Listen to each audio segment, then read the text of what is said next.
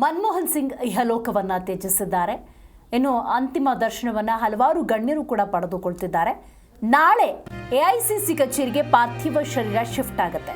ಬೆಳಗ್ಗೆ 8ರಿಂದ 10 ಗಂಟೆಯವರೆಗೂ ಅಂತಿಮ ನಮನಕ್ಕೆ ಅವಕಾಶ. ಕಾಂಗ್ರೆಸ್ ನಾಯಕರು ಕಾರ್ಯಕರ್ತರು ಗೌರವವನ್ನು ಸೂಚಿಸ್ತಾ ಇದ್ದಾರೆ. ಅಂತಿಮ ನಮನದ ಬಳಿಕ ಅಂತಿಮ ಯಾತ್ರೆ ಕೂಡ ಆರಂಭ. ದೆಹಲಿಯ ಎಐಸಿಸಿ ಕಚೇರಿಯಿಂದ ಅಂತಿಮ ಯಾತ್ರೆ ನಡೆಯಲಿದೆ. ಹೌದು, ಆರ್ಥಿಕ ತಜ್ಞ ಮರೆಯಾಗಿದ್ದಾರೆ.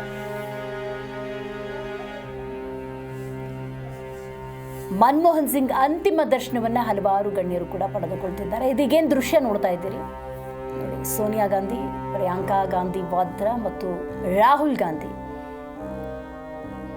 ಅಂತಿಮ ದರ್ಶನವನ್ನ ಪಡೆದುಕೊಳ್ತಾ ಇದ್ದಾರೆ. ಇದೀಗ ಅವರು ಕೂಡ ಬಂದಿದ್ದಾರೆ. ದೇಶದ ಪ್ರಧಾನಿ ನರೇಂದ್ರ ಮೋದಿ, ಅಮಿತ್ ಶಾ, ಜೆ.ಪಿ. ನಡ್ಡಾ ಹೀಗೆ ಬಿಜೆಪಿಯ ಹಲವಾರು ನಾಯಕರು ಮನಮೋಹನ್ ಸಿಂಗ್ ಅವರ ಅಂತಿಮ ದರ್ಶನವನ್ನು ಪಡೆದುಕೊಂಡಿದ್ದಾರೆ, ಅಂತಿಮ ಗೌರವವನ್ನು ಸೂಚಿಸಿದ್ದಾರೆ. ಜೊತೆಗೆ ಸೋನಿಯಾ ಗಾಂಧಿ, ರಾಹುಲ್ ಗಾಂಧಿ, ಪ್ರಿಯಾಂಕಾ ಗಾಂಧಿ ವಾದ್ರಾ ಕಾಂಗ್ರೆಸ್ನ ನಾಯಕರು ಇವರು ಕೂಡ ಮನಮೋಹನ್ ಸಿಂಗ್ ಅವರ ಅಂತಿಮ ದರ್ಶನವನ್ನು ಪಡೆದುಕೊಳ್ಳುವುದಕ್ಕೆ ಅವರ ನಿವಾಸಕ್ಕೆ ಬಂದಿದ್ದಾರೆ. ಅಂತೆಯೇ ಅಂತಿಮ ಗೌರವವನ್ನು ಸೂಚಿಸಿದ್ದಾರೆ. ಮನಮೋಹನ್ ಸಿಂಗ್ ಅವರ ನಿವಾಸದಲ್ಲಿ ನೀರುವ ಮೌನ ಆವರಿಸಿಬಿಟ್ಟಿದೆ. ಹೌದು, ದಿನವಿಡೀ ಇವತ್ತು ಅಂತಿಮ ದರ್ಶನಕ್ಕೆ ಅವಕಾಶವನ್ನು ಕಲ್ಪಿಸಿಕೊಡಲಾಗುತ್ತೆ. ಸಂಜೆ ಯುಎಸ್ನಿಂದ ಮನಮೋಹನ್ ಸಿಂಗ್ ಅವರ ಪುತ್ರಿ ಬರ್ತಾರೆ ಎನ್ನುವಂಥ ಮಾಹಿತಿ ಇದೆ.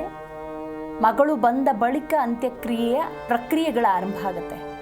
ನಾಳೆಯೇ ಅಂತಿಮ ಸಂಸ್ಕಾರವನ್ನು ನಡೆಸುವುದಕ್ಕೆ ತೀರ್ಮಾನವನ್ನು ತೆಗೆದುಕೊಳ್ಳಲಾಗಿದೆ. ಕೆ.ಸಿ. ವೇಣುಗೋಪಾಲ್, ಪ್ರಿಯಾಂಕಾ ಗಾಂಧಿ ವಾದ್ರಾ, ಸೋನಿಯಾ ಗಾಂಧಿ, ರಾಹುಲ್ ಗಾಂಧಿ ಸೇರಿದಂತೆ ಕಾಂಗ್ರೆಸ್ನ ಬಹುತೇಕ ನಾಯಕರು ಮನಮೋಹನ್ ಸಿಂಗ್ ಅವರ ಅಂತಿಮ ದರ್ಶನವನ್ನು ಪಡೆದುಕೊಳ್ತಾ ಇದ್ದಾರೆ. ಇದೀಗ ಸೋನಿಯಾ ಗಾಂಧಿ, ಪ್ರಿಯಾಂಕಾ ಗಾಂಧಿ, ರಾಹುಲ್ ಗಾಂಧಿ ಕೂಡ ಬಂದಿರುವ ದೃಶ್ಯವನ್ನು ನೀವು ನೋಡ್ತಾ ಇದ್ದೀರಿ. ಮಾಜಿ ಪ್ರಧಾನಿ ಮನಮೋಹನ್ ಸಿಂಗ್ ಅವರಿಗೆ ಸಕಲ ಸರ್ಕಾರಿ ಗೌರವವನ್ನು ಸೂಚಿಸಲಾಗುತ್ತೆ. ರಾಜ್ಯ ಸೇರಿದಂತೆ ಅಂದರೆ ಕರ್ನಾಟಕ ಸೇರಿದಂತೆ ದೇಶದಾದ್ಯಂತ 7 ದಿನ ಶೋಕಾಚರಣೆ ಅಂತ ಘೋಷಣೆ ಮಾಡಲಾಗಿದೆ.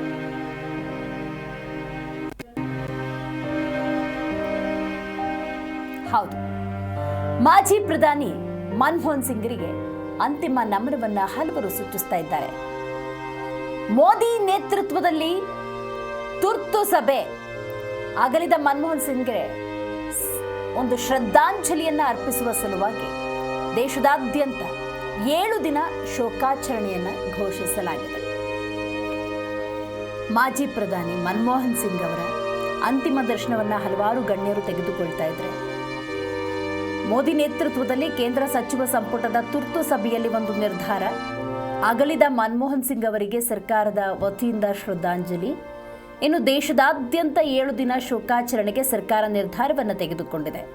ಇಂದಿನ ಎಲ್ಲ ಸರ್ಕಾರಿ ಕಾರ್ಯಕ್ರಮಗಳನ್ನು ರದ್ದುಗೊಳಿಸಲಾಗಿದೆ. ಹೌದು, 7 ದಿನಗಳ ಕಾಲ ರಾಷ್ಟ್ರೀಯ ಶೋಕಾಚರಣೆ ಘೋಷಿಸುವುದಕ್ಕೆ ಈ ಸಭೆಯಲ್ಲಿ ನಿರ್ಧಾರವನ್ನು ತೆಗೆದುಕೊಳ್ಳಲಾಯಿತು. ಇನ್ನು ಎಲ್ಲ ಸರ್ಕಾರಿ ಕಾರ್ಯಕ್ರಮಗಳು ಈ ದಿನದ್ದೇನಿರುತ್ತೆ ಅವುಗಳನ್ನು ರದ್ದುಪಡಿಸಲಾಗುತ್ತೆ. ಪ್ರಧಾನಿ ನರೇಂದ್ರ ಮೋದಿ ಅಂತಿಮ ದರ್ಶನವನ್ನು ಪಡೆದುಕೊಂಡಿದ್ದಾರೆ. ಇನ್ನು ಸೋನಿಯಾ ಗಾಂಧಿ ಕಾಂಗ್ರೆಸ್ನ ಅಧಿನಾಯಕಿ, ರಾಹುಲ್ ಗಾಂಧಿ, ಪ್ರಿಯಾಂಕಾ ಗಾಂಧಿ, ಕೆ.ಸಿ. ವೇಣುಗೋಪಾಲ್ ಕಾಂಗ್ರೆಸ್ನ ಬಹುತೇಕ ನಾಯಕರು ಅಂತಿಮ ನಮನವನ್ನು ಸಲ್ಲಿಸಿದ್ದಾರೆ. ಮನಮೋಹನ್ ಸಿಂಗ್ ಆದ ಸಂದರ್ಭದಲ್ಲಿ ನಾವು ವಿಶೇಷವಾಗಿ ಅವರನ್ನು ಯಾಕೆ ನೋಡಬೇಕಾಗತ್ತೆ ಅಂತ ನೋಡೋದಾದರೆ, ಅಭೂತಪೂರ್ವ ಆರ್ಥಿಕ ತಜ್ಞರಾಗಿ ಕಂಡುಬರುವಂತಹ ಮನಮೋಹನ್ ಸಿಂಗ್ ಅಂದಾಗ ಭಾರತದಾದ್ಯಂತ ಅತಿ ಹೆಚ್ಚು ಡಿಗ್ರಿಗಳನ್ನು, ಪದವಿಯನ್ನು, ಎಜುಕೇಷನ್ ಅಥವಾ ವಿದ್ಯಾರ್ಹತೆಯನ್ನು ನಾವು ಯಾರು ಪಡ್ಕೊಂಡಿದ್ದಾರೆ ಅನ್ನೋದಾದರೆ ಅದರಲ್ಲಿ ಅಗ್ರಗಣ್ಯರಾಗಿ ನಿಂತುಕೊಳ್ಳೋದು ಇದೇ ಮನಮೋಹನ್ ಸಿಂಗ್ ಅವರು. ಆರ್ಥಿಕ ವಿಚಾರದಲ್ಲಿ ಏನೇ ವ್ಯತ್ಯಯಗಳು ಉಂಟಾದರೂ ಕೂಡ ಸರಿಪಡಿಸುವ ನಿಟ್ಟಿನಲ್ಲಿ ಮನಮೋಹನ್ ಸಿಂಗ್ ತೆಗೆದುಕೊಳ್ತಿದ್ದಂಥ ನಿರ್ಧಾರಗಳನ್ನು ಹಲವರು ಶ್ಲಾಘಿಸಿದ್ದಾರೆ, ಹಲವರು ಈಗಲೂ ಕೂಡ ನೆನಪು ಮಾಡಿಕೊಳ್ತಾರೆ.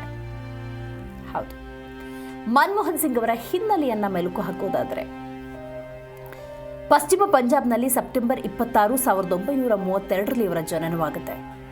ಭಾರತೀಯ ಅರ್ಥಶಾಸ್ತ್ರಜ್ಞ ಮತ್ತು ರಾಜಕಾರಣಿಯಾಗಿ ಮನಮೋಹನ್ ಸಿಂಗ್ 2004ರಿಂದ 2014ರವರೆಗೂ ಕೂಡ ತಮ್ಮದೇ ಆದಂತಹ ಛಾಪು ಮೂಡಿಸಿದಂಥ ನಾಯಕ ಅವರು ಅಂತ ಹೇಳಿದ್ರೆ ತಪ್ಪಾಗೋದಿಲ್ಲ. ಭಾರತದ ಪ್ರಧಾನಮಂತ್ರಿಯಾಗಿ 2004ರಿಂದ 2014ರವರೆಗೂ 10 ವರ್ಷಗಳ ಕಾಲ ಸುದೀರ್ಘ ಸೇವೆಯನ್ನು ಸಲ್ಲಿಸಿದ್ದಾರೆ. ನೋಡಿ, ದೃಶ್ಯದಲ್ಲಿ ಗಮನಿಸ್ತಾ ಇದ್ದೀರಿ, ಸಕಲ ಸರ್ಕಾರಿ ಗೌರವಗಳನ್ನು ಮನಮೋಹನ್ ಸಿಂಗ್ ಅವರಿಗೆ ಅರ್ಪಿಸಲಾಗಿದೆ. ನರೇಂದ್ರ ಮೋದಿ ತುರ್ತು ಸಭೆಯನ್ನು ಕರೆದರು, ಕೇಂದ್ರ ಸಚಿವ ಸಂಪುಟದ್ದು. ಈ ಸಭೆಯಲ್ಲಿ ಕೆಲವೊಂದು ನಿರ್ಧಾರಗಳನ್ನು ತೆಗೆದುಕೊಳ್ಳಲಾಯಿತು.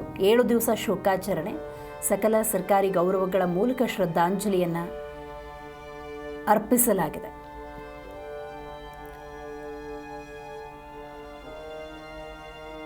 ನೋಡಿ, 2004ರಿಂದ 2014ರವರೆಗೆ ಭಾರತದ ಪ್ರಧಾನಮಂತ್ರಿಯಾಗಿ ಸೇವೆ ಸಲ್ಲಿಸಿದ ಅನುಭವ ಮನಮೋಹನ್ ಸಿಂಗ್ ಅವರದು. ಈ ಬಗ್ಗೆ ಹೆಚ್ಚಿನ ಮಾಹಿತಿಯನ್ನ ನಮ್ಮ ಪ್ರತಿನಿಧಿ ಜನಾರ್ದನ್ ಹೆಬ್ಬಾರ್ ನೀಡ್ತಾರೆ. ಜನಾರ್ದನ್, ವಿಶೇಷವಾಗಿ ಆರ್ಥಿಕ ತಜ್ಞ ಅಂತ ಅನ್ನಿಸ್ಕೊಂಡು, ಆರ್ಥಿಕ ಹರಿಕಾರ ಅನ್ನಿಸ್ಕೊಂಡಂತಹ ಮನಮೋಹನ್ ಸಿಂಗ್ ಅವರು ಇನ್ನಿಲ್ಲ. ಅಂತಿಮ ವಿಧಿವಿಧಾನ ಪ್ರಕ್ರಿಯೆಗಳ ಬಗ್ಗೆ ಸದ್ಯಕ್ಕಿರುವಂತಹ ಮಾಹಿತಿ ಏನು?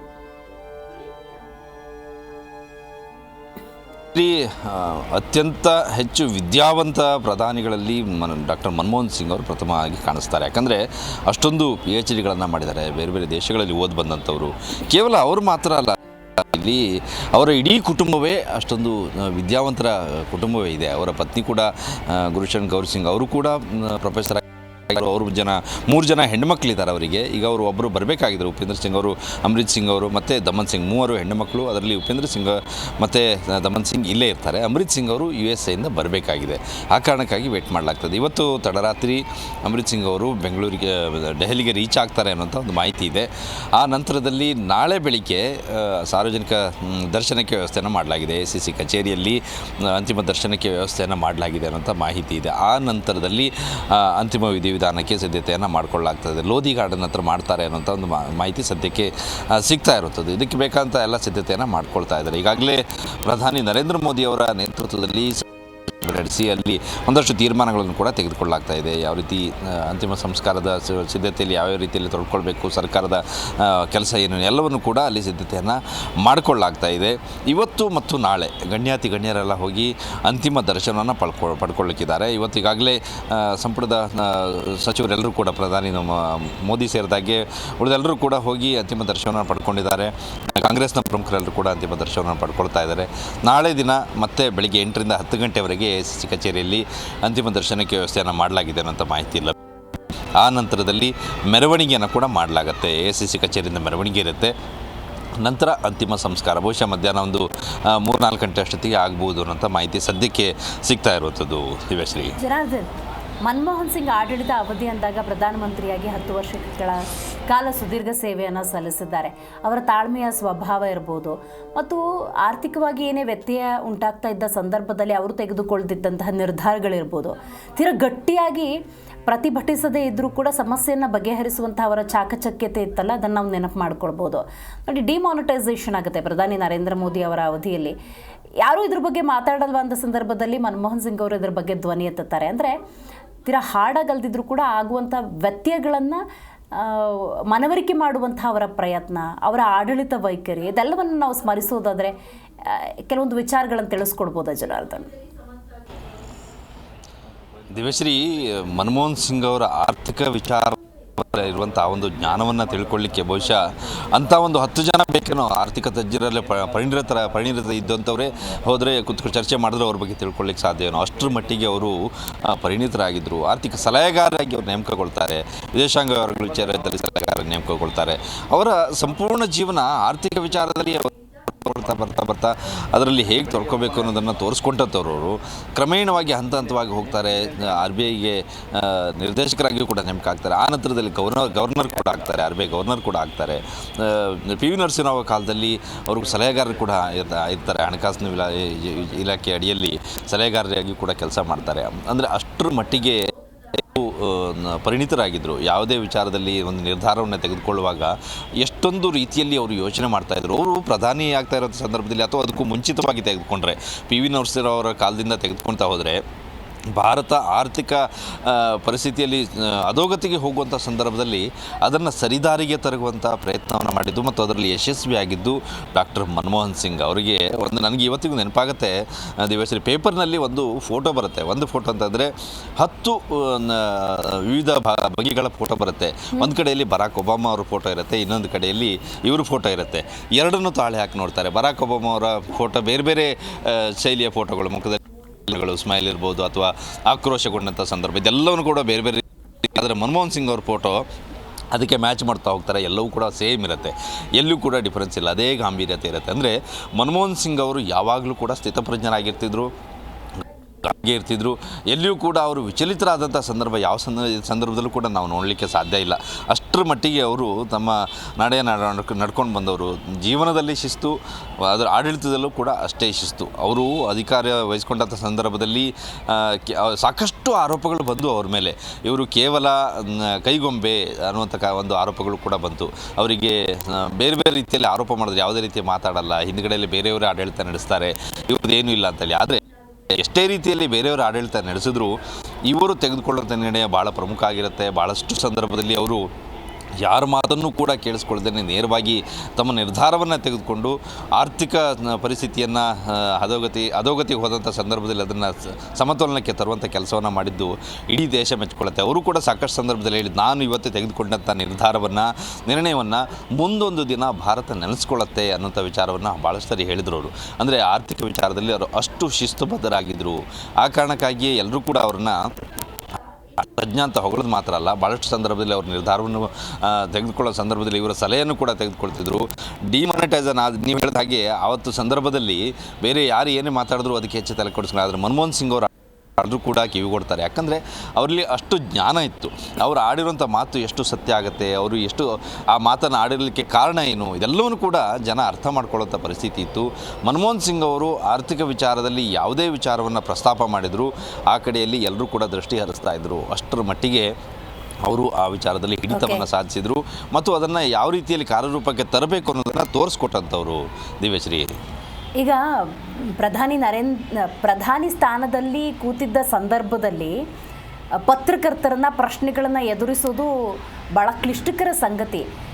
ಇವರು ಪ್ರಧಾನಿಯಾಗಿದ್ದ ಸಂದರ್ಭದಲ್ಲಿ ಜನಾರ್ದನ್, ಕಲ್ಲಿದ್ದಲು ಹಗರಣ, 2G ಸ್ಪೆಕ್ಟ್ರಮ್ ಹಗರಣ, ಭ್ರಷ್ಟಾಚಾರದ ಆರೋಪಗಳು, ಅಂದರೆ ಈ ಥರದ್ದು ನಿರಂತರವಾಗಿ ಸುದ್ದಿಯಲ್ಲಿ ಇದ್ದೇ ಇರುತ್ತೆ. ಅಂಥ ಸಂದರ್ಭದಲ್ಲಿ ಪಕ್ಷ ಮತ್ತು ಆ ಸರ್ಕಾರವನ್ನು ಉಳಿಸ್ಕೊಳ್ಳುವ ಆ ಮಾತುಗಾರಿಕೆ, ಅಂದರೆ ಉತ್ತರ ಕೊಡುವಂತಹ ಮನೋಭಾವ, ಅಂದರೆ ಯಾವುದೇ ರೀತಿಯ ಪ್ರಶ್ನೆಗಳನ್ನು ಕೂಡ ನಿಭಾಯಿಸುವಂತಹ ಮನೋಭಾವ ಅವರಲ್ಲಿತ್ತು. ಆ ಸಂದರ್ಭದಲ್ಲಿ ಒಂದು ಮಾತನ್ನು ಹೇಳ್ತಾರೆ ಮನಮೋಹನ್ ಸಿಂಗ್ ಅವರು, ಪತ್ರಕರ್ತರಿಗೆ ಹೆದರುವ ಪ್ರಧಾನಮಂತ್ರಿ ನಾನಲ್ಲ ಅಂತ. ಸೊ ಇದ್ರ ಬಗ್ಗೆ ಏನು ಹೇಳ್ತೀರಿ ಅಂತ. ಮಾತೇ ಕಡಿಮೆ ಇದ್ದರೂ ಕೂಡ, ಆಡಿದ ಮಾತು ಸ್ವಲ್ಪವೇ ಇದ್ದರೂ ಕೂಡ ಬಹಳ ಗಾಂಭೀರ್ಯದಿಂದ ನೇರ ನುಡಿಯ ವ್ಯಕ್ತಿತ್ವವೂ ಕೂಡ ಅವರದ್ದಾಗಿತ್ತು ಜನಾರ್ದನ್. ಹೌದು. ಅಂದರೆ ಮನಮೋಹನ್ ಸಿಂಗ್ ಅವರು ಆಡಳಿತ ಸಂದರ್ಭದಲ್ಲಿ ಕೆಲವೊಂದು ವಿಚಾರದಲ್ಲಿ ಅವರು ಯಾವುದೇ ವಿಚಾರಕ್ಕೆ ಪ್ರಶ್ನೆ ಮಾಡಿದರೂ ಸಹಿತ ಉತ್ತರ ಕೊಡುವಂತಹ ಸಾಮರ್ಥ್ಯ ಅವರಲ್ಲಿತ್ತು ಮತ್ತು ಕೊಡ್ತಿದ್ರು ಕೂಡ ಅವರು. ಆದರೆ ಕೆಲವೊಂದು ಸಂದರ್ಭದಲ್ಲಿ ಏನಾಗ್ತಿತ್ತು ಅಂದರೆ ಅವರನ್ನು ಕಟ್ಟಿ ಹಾಕಿದಂತಹ ಸಂದರ್ಭ ಇತ್ತು, ಕೈ ಕಟ್ಟಿ ಹಾಕಂಥ ಅಥವಾ ಬಾಯಿ ಕಟ್ಟಿ ಹಾಕಿರುವಂಥ ಸಂದರ್ಭ ಅಂತ ಹೇಳ್ಬೋದು. ಅಂದರೆ ಕೆಲವೊಂದು ವಿಚಾರವನ್ನು ಬಹಿರಂಗವಾಗಿ ಮಾತನಾಡಲಿಕ್ಕೆ ಸಾಧ್ಯ ಆಗದೆ ಇರುವಂಥದ್ದು. ಹಾಗಂತ ಮಾತಾಡಿದರೆ ಅದು ಏನಾಗುತ್ತೆ ಅದನ್ನು ಎದುರಿಸುವಂಥ ತಾಕತ್ತು ಕೂಡ ಅವರಿಗಿತ್ತು. ಆದರೆ ಮನಮೋಹನ್ ಸಿಂಗ್ ಅವರು ಅವರ ಜೀವಿತಾವಧಿಯಲ್ಲಿ ಯಾವತ್ತೂ ಕೂಡ ಅಧಿಕಾರದಲ್ಲಿದ್ದಾಗ ಅಥವಾ ಅದಕ್ಕೂ ಮುಂಚಿತ ಯಾವುದೇ ಸಂದರ್ಭದಲ್ಲೂ ಪಕ್ಷಕ್ಕೋ ಇನ್ನೊಬ್ಬರಿಗೆ ನೋಯಿಸುವಂತಹ ಕೆಲಸವನ್ನು ಅವರು ಯಾವತ್ತಿಗೂ ಕೂಡ ಮಾಡಿದಂಥವ್ರಲ್ಲ. ಹಾಗಾಗಿ ಪತ್ರಕರ್ತರು ಏನೇ ಪ್ರಶ್ನೆ ಕೇಳಿದ್ರು ಅದಕ್ಕೆ ಸ್ಪಷ್ಟವಾಗಿ ಉತ್ತರವನ್ನು ಕೊಡ್ತಾ ಇದ್ರು, ಅದನ್ನು ಎದುರಿಸ್ತಾ ಇದ್ದರು. ಆದರೆ ಪಕ್ಷಕ್ಕೆ ಡ್ಯಾಮೇಜ್ ಆಗಬಾರ್ದು ಅನ್ನೋ ಕಾರಣಕ್ಕಾಗಿ ಒಂದಷ್ಟು ವಿಚಾರಗಳನ್ನು ಅವರು ಅಲ್ಲಿಯೇ ನಿಲ್ಲಿಸುವಂಥ ಪ್ರಯತ್ನವನ್ನು ಕೂಡ ಮಾಡಿದರು. ಆದರೆ ಪತ್ರಕರ್ತರ ಮೇಲೆ ಎಗರಾಡುವಂಥ ಕೆಲಸವನ್ನು ಯಾವತ್ತೂ ಮಾಡಿಲ್ಲ. ದಿವ್ಯಶ್ರೀ, ಥ್ಯಾಂಕ್ ಯು ಜನಾರ್ದನ್ ನಿಮ್ಮೆಲ್ಲ ಮಾಹಿತಿಗಾಗಿ.